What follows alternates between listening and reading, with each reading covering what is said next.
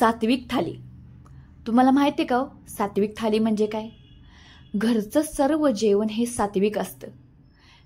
कारण की स्वच्छ ठिकाणी, स्वच्छ तेलामध्ये, स्वच्छ जागेवर हे पदार्थ तयार केले जातात आपल्या किचनमध्ये, नॉनव्हेज सोडून किंवा मांसाहारी सोडून.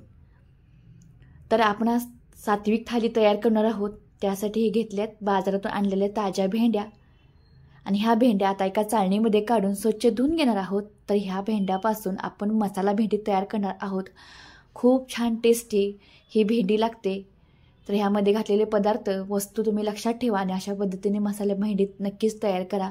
तर ही भेंडी चाळणीमध्ये काढून घेतले आणि चाळणीमधली भेंडी आपण खळखळ पाण्याने स्वच्छ धुवून घेणार आहोत. तर जेवणामध्ये थोडेच पदार्थ असावेत, पण छान टेस्टी आणि चांगले असावेत. तर हे आपण भेंडी स्वच्छ धुवून घेत आहोत आणि हे सुकण्यासाठी आता बाजूला ठेवायचं. आणि आपण तव लावून घेऊया भात. तर पूर्ण थालीचा इथे व्हिडिओ केला आहे. त्यामध्ये आपण मसाला भेंडी, तूर डाळीचं पिठलं, गरमागरम भाकरी, गरमागरम आपला भात हा. तर इथं भात लावला आहे. कुकरची शिट्टी होण्यासाठी ठेवायचं. 3 शिट्ट्यामध्ये हा भात तयार होतो. अगदी साधी सिंपल रेसिपी आहे भात लावण्याची. तर आपण तूर डाळीचं पिठलं करणार आहोत. त्यासाठी इथं 1 वाटी तूर डाळ घेतली आहे. एवढ्यामध्ये भरपूर असं पिठलं तयार होतं. तर ही एकदा पाण्याने स्वच्छ धुवून घ्यायची आणि नंतर ह्यामध्ये पाणी घालून भिजवण्यासाठी ठेवायचं. तर तूर डाळीचं पिठलं तुम्ही केला नसाल तर नक्की ट्राय करून बघा. अगदी हरभरा डाळीचं पिठलं असतं त्याच पद्धतीनं हे पिठलं होतं आणि टेस्टला पण खूप छान लागतं. तर आता हे भेंड्या पण चांगल्या सुकल्या आहेत आणि हे आपण एक भेंडी असे 2 तुकडे करून घ्यायचे ह्या भेंडीचे. तर मसाला भेंडीची रेसिपी नक्कीच लक्षात ठेवून करा. खूप छान भेंडी लागते. तर ही भेंडी करतानाच घरभर इतका छान वास सुटतो की घरचे विचारतात काय वेगळा काय तुम्ही मसाला घातलायस काय भेंडीमध्ये. तर मसाले एकसारखेच आहेत. तर मसाला भेंडीसाठी इथं घेतलेत 2 मीडियम साईजचे कांदे आणि हे कांदे आता आपण मिक्सरच्या जारमध्ये घालून घेणार आहोत. बारीक बारीक तुकडे करायचे.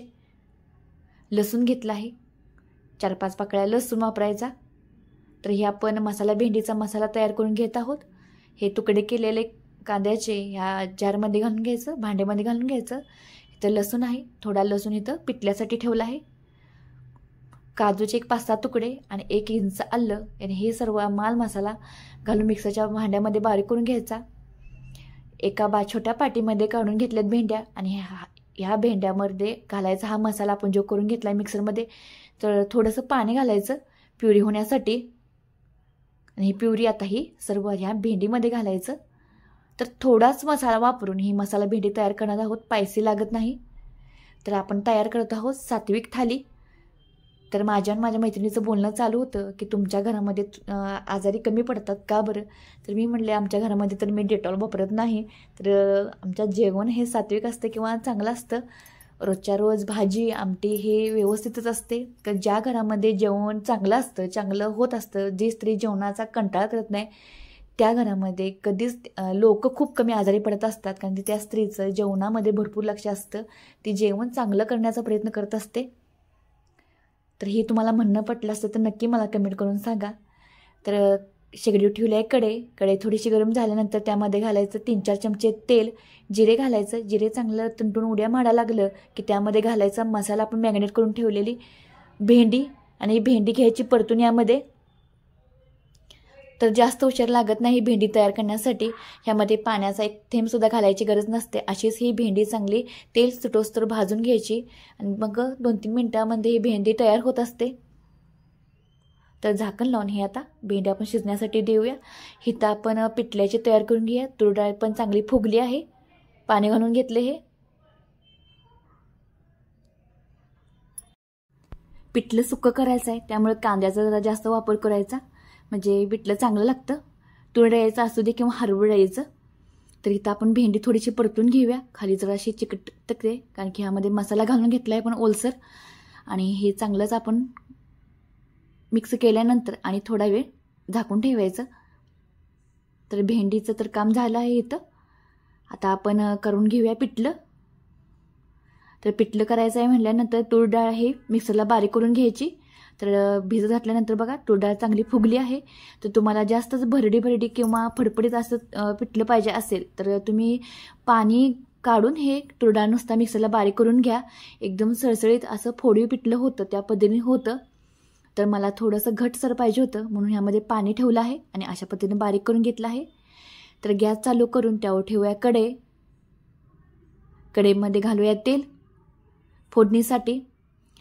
तेल चांगलं कडकडीत गरम झाल्यावर मोहरी जिरे घालायचं आणि दोन्ही पण तंडून उडी मारली की त्यामध्ये घालायचा कांदा. इथं कढीपत्ता नव्हता माझ्याकडं, त्यामुळे इथं कढीपत्ता घातला नाही, कढीपत्तासुद्धा वापरा. तर कांदा हा परतून घेऊया. हे कोथिंबीर राहिली भेंडीवर, मग कोथिंबीर घालून शेगडी बंद करून आता हे भेंडी तयार झाली आहे. कांदा पण इथं परतत आहे. तर पिठलं करायचं झाल्यानंतर कांदा जास्त भाजायचा नाही, करपवायचा नाही, थोडासा कच्चा ठेवायचा, त्यामुळे पिठलं छान लागतं. तर ह्यामध्ये घातले हळद, घरगुती लाल तिखट आणि चवीपुरतं मीठ घालून ह्यामध्ये घालायचं जे आपण मिक्सरला बारीक करून घेतलं आहे तूर डाळीचं बॅटर. हे आता घालून घेतले ह्यामध्ये आणि पाणी थोडंसं आहे, त्यामुळं जरासं चिटकण्याची शक्यता असते. त्यावेळेला थोडीशी शेगडी लो करायची आणि नंतरच हे परतून घ्यायचं, म्हणजे ताव कमी होतो शेगडीचा आणि हे चिटकत नाही. तर अशा पद्धतीने हे पिठलं तयार होत आहे. तर नक्कीच तूर डाळीचं पिठलं तयार करून बघा, खूप छान टेस्टी लागतं. घरामध्ये तुमच्याकडं बेसनचं पीठ नसेल किंवा हरभऱ्याची डाळ नसेल तर नक्कीच ही तूर डाळीचं पिठलं तयार करून बघा. अगदी बेसन लागतं हरभरा डाळीचं, त्याच पद्धतीने हे तूर डाळीचं पिठलं छान लागतं. तर डाळीची आमटी तुम्ही खातच असता तूर डाळीची, तर ह्या पद्धतीने त्याची भाजी करून बघा, म्हणजे फोडी पिठलं करून बघा. तर बघा मस्त असं हे पिठलं तयार झालं आहे. खूप छान वास सुटला होता घरभर ह्याचा. त्यावर घालूया भरपूर अशी कोथिंबीर. तर ह्यामध्ये लसूणसुद्धा घातलं आहे, सांगायचं विसरले, लसणाशिवाय पिठलं तयार होऊ शकत नाही. फोडणीच्या वेळेला लसूण घातला होता, मी सांगायला विसरले इथं. आणि कोथिंबीर घालून हे आता परतून घेऊया. तुम्हाला सुक्कं पाहिजे असेल तर तुम्ही पाणी त्यातलं काढून मिक्सरला बारीक करा, एकदम सळसळीत असं पिठलं तयार होतं ते. तर हे तूर डाळीचं पिठलं तयार झालं आहे. तर ह्याच्या पिठल्याबरोबर मसाला भेंडीबरोबर आपण खाण्यासाठी करणार आहोत गरमागरम भाकरी. तर असले छान पदार्थ केले आहेत म्हटल्यानंतर भाकरी पाहिजेच. संध्याकाळच्या जेवणासाठी मी इथं भाकरी करत असते, सकाळी चपात्या करत असते, कारण की मुलांच्या डब्यासाठी इथं चपात्या करते आणि भाकरी संध्याकाळी. तर इथं भाकरीचं पीठ मळून झालं आहे उतोनी घालून. तर वसवशीत असेल पीठ किंवा भाकरी तुम्हाला थापताना हे चिरत असेल तर त्यावेळेला पाणी गरम घालावं लागत असतं उकळलेलं.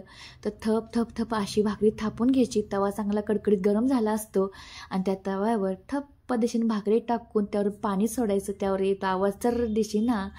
तर बघा, आणि अशा पद्धतीने ही भाकरी लगेच तयार होते. आणि असली गरम गरम भाकरी, फोडीव पिठलं किंवा झणझणीत अशी पिठलं, मसाला भेंडी आणि गरमागरम भात. तर काय, आणि जेवणामध्ये काय पाहिजे आपल्याला, सात्विक थाली ह्यासाठीच म्हणलं जातं. तर इथं बघा टुमटुम फुगलेली भाकरी छान अशी भाजली आहे. तर इथं गरमागरम भाकरी तयार झाली आहे. ही आपली मसाला भेंडी, फोडी पिठलं, ही आहे गरमागरम भात, ही आहे थंडगार ताक हे आम्ही सकाळी संध्याकाळी दोन्ही टाईम लागतं.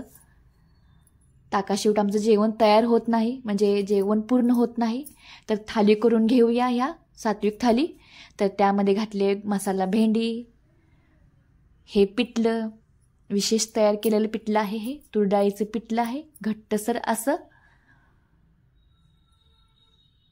हा आहे भात.